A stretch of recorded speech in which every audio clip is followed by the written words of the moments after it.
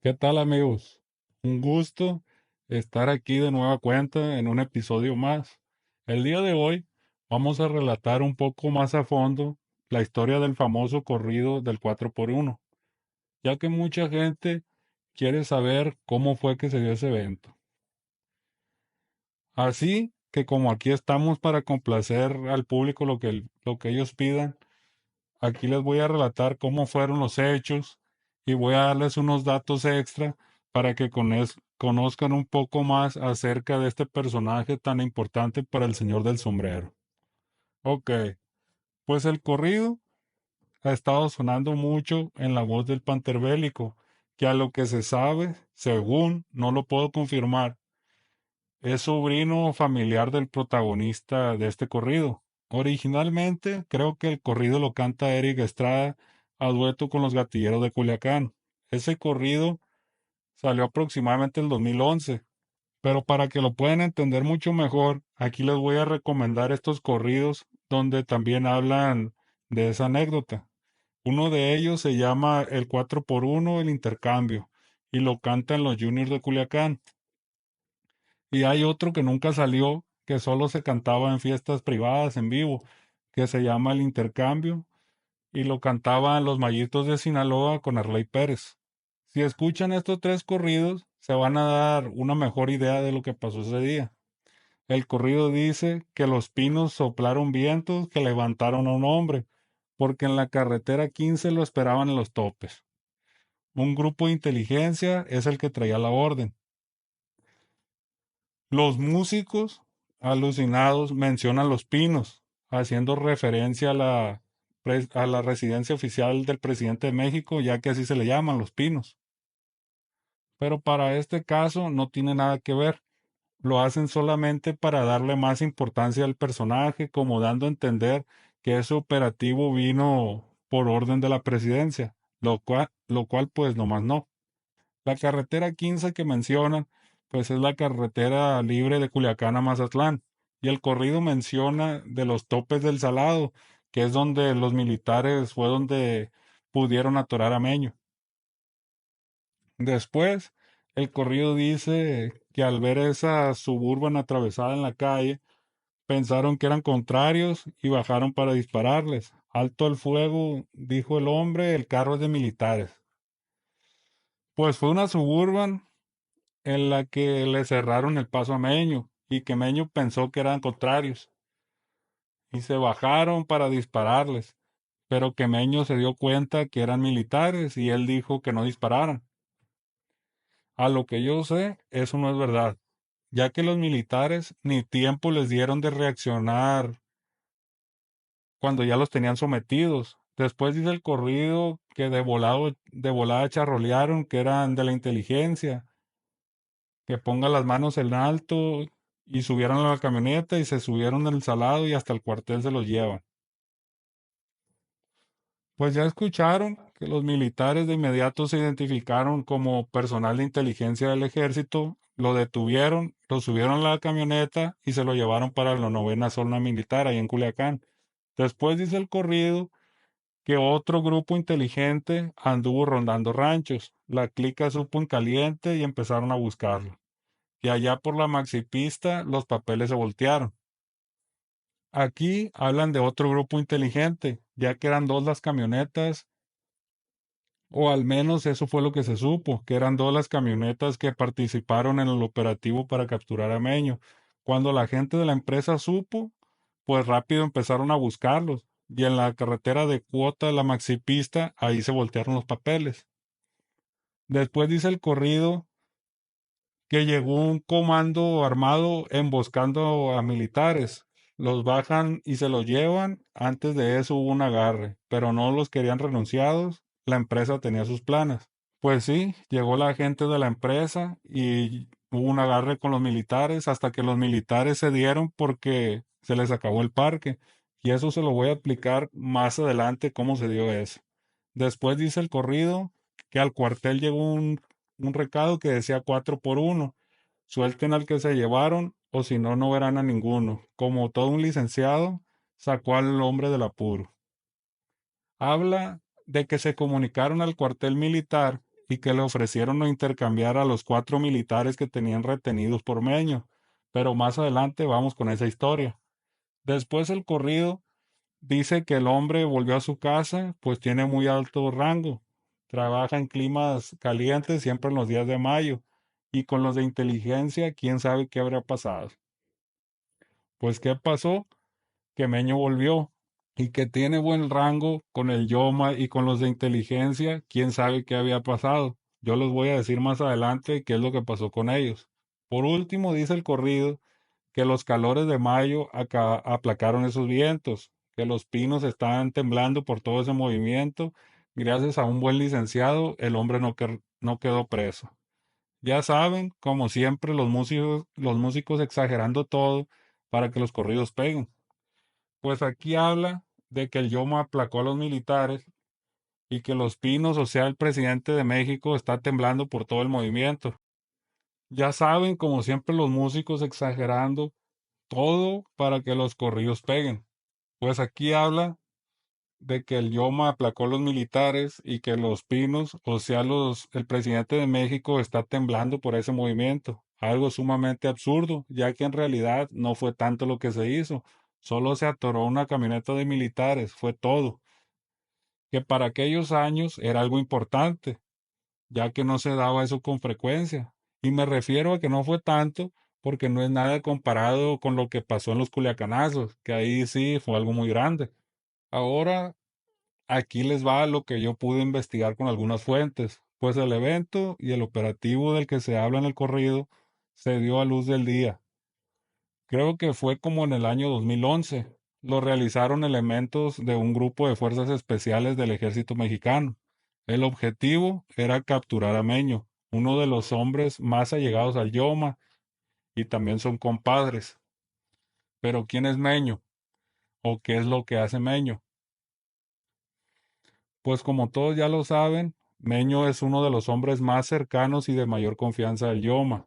Creo que se llama Manuel Noriega, pero es mucho más conocido como Meño y también como el 4 o el 04. Él es del rancho de las Higueras de Abuya, es amo y señor de ese rancho, y a lo que yo sé, todos lo miran muy bien, ya que se porta muy bien con todos los habitantes de ahí, pero como aquí lo que la gente quiere saber, qué es lo que pasó ese día del intercambio, aquí les va pues.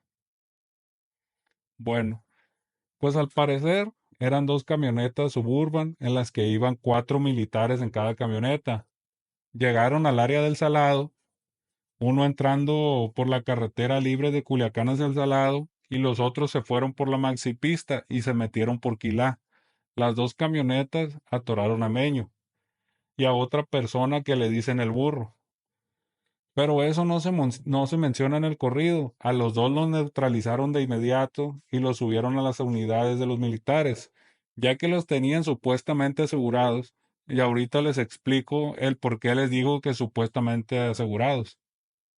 Bueno, pues cuando los tienen dentro de la camioneta, inician el procedimiento para la extracción, para sacarlos del Salado y trasladarlos a Culiacán. Pero en ese lapso, ¿qué creen? El burro se les baja de la camioneta amarrado, pero como pudo se les bajó de la camioneta a los militares y pegó una corrida.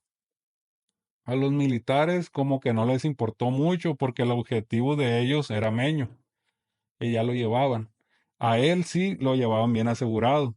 Por eso el otro muchacho, o sea, el burro, no les interesó. Y lo dejaron que se fuera. Y pues el burro iba corriendo y alcanzó a ver un carro estacionado de un puntero de ellos mismos. Y se lanzó por la ventana y le grita al puntero, sácame de aquí, dale, dale. Y el puntero, todo paniqueado porque estaba medio dormido y de la nada ve entrar volando una persona amarrada a su carro y le empieza a gritar. Pues le hace caso y le empieza a dar. Pues este burro del que les hablo fue el que le dio el aviso a toda la gente de que los militares se habían llevado a Meño detenido. Y eso lo pueden escuchar en el corrido que cantan los Juniors de Culiacán. Ahí mencionan al burro. Pues entonces empiezan a tirar por los radios que todos estuvieran bien pendientes y que trataran de localizar la camioneta en la que se habían llevado a Meño, pero no alcanzaron a ubicarla, porque esa camioneta se había ido en código para Culiacán, para la novena zona militar.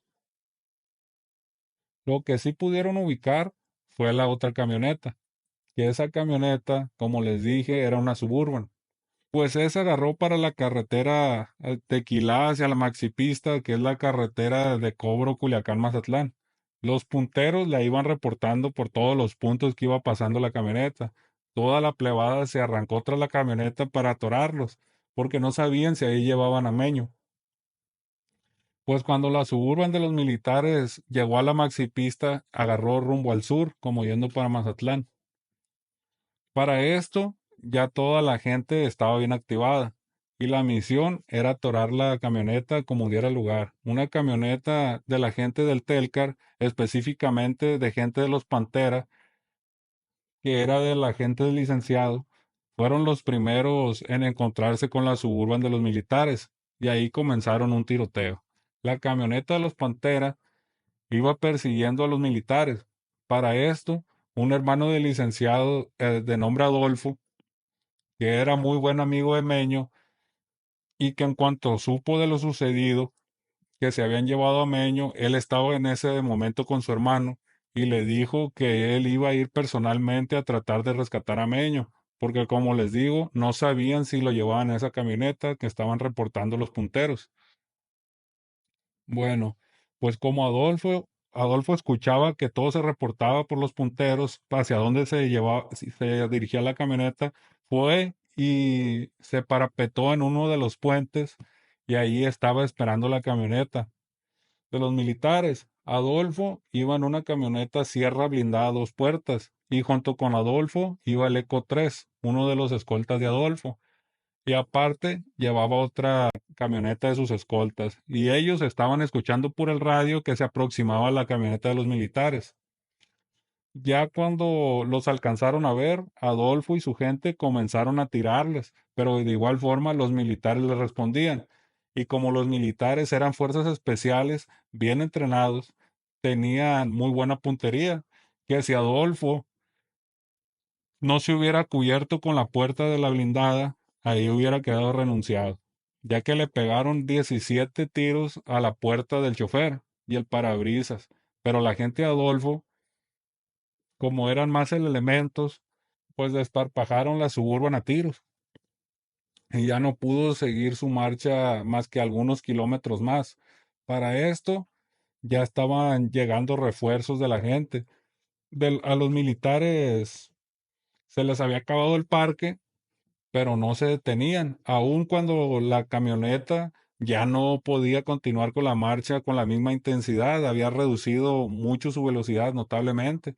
La gente con sus camionetas empezó a chocar la Suburban de los militares por un costado de la camioneta. En eso estaban cuando el fantasma dijo por el radio que se abrieran y tomó mucho impulso y los chocó por la parte trasera bastante fuerte y la camioneta se detuvo. El fantasma quería renunciarlos ahí y los militares bajaron con las manos en alto, gritando que eran elementos militares, que no dispararan. El fantasma les dijo a los muchachos que los iba a renunciar, pero Adolfo lo detuvo y le dijo que no debían de renunciarlos porque a lo mejor era mejor capturarlos con vida y esperar instrucciones a ver qué era lo que iba a proceder, qué iban a hacer. Pues la camioneta quedó hecho pedazos. Ya cuando estaban ahí, todos en la maxipista, comenzó a llegar más gente del Bravo y más gente del licenciado. Al igual que ellos lo habían hecho con Meño, se los aseguró a todos y como todo el agarre había sido en el área de Pueblos Unidos y el Melón, y como quedaba muy cerca del área del Dorado para no calentar, toda esa área se tomó la decisión de llevarse a los militares de ahí, que pues todos lo han escuchado en el corrido, eran cuatro elementos. Les mentiría si les dijera el rango de los elementos, pero no eran cabos ni soldados rasos, todos tenían un rango por arriba de lo común. Lo que sí les puedo asegurar es que iba un subteniente y un capitán. Los otros dos no recuerdo qué rango eran. Y cada uno de ellos llevaba una herramienta diferente. Por ejemplo, uno llevaba un MP, otro un 16, otro un M4 y así. dando a entender que cada uno llevaba una herramienta distinta por el rango que tenían y porque llevaban bien definida su estrategia para el operativo de la captura de Meño, ya que los militares así se coordinan cuando van a realizar un operativo quirúrgico. Escogen las herramientas que más se adapten al entorno del operativo. Bueno, pues una vez asegurados los militares, se ordenó que fueran llevados para la Cruz de Lota. Allá ya los estaba esperando René Bastidas con una oficina lista para tenerlos retenidos. Mucha de la gente que participó en el operativo para agarrar a los militares se regresó a sus bases y para la Cruz se fue muchísima gente menos. Como les digo, en las oficinas de René, que por cierto está enfrente de la preparatoria de la UAS de la Cruz, ahí se mantuvo retenido a los militares y comenzaron a interrogarlos, lo que los militares alcanzaron a decir, porque lo que más le preguntaron era cómo habían agarrado a Meño, que si quién les había pasado la información, y los militares dijeron que la información la recibían directamente de otro grupo de inteligencia y que ellos solamente les pasaban las órdenes, la información y de cómo y cuándo iban a actuar. Así que no sabían quién había puesto a Meño o de dónde se había obtenido esa información para esa captura. Para esto, Meño ya estaba en la novena zona militar y el general de la zona ya había avisado a la Ciudad de México la exitosa detención del colaborador del Yoma.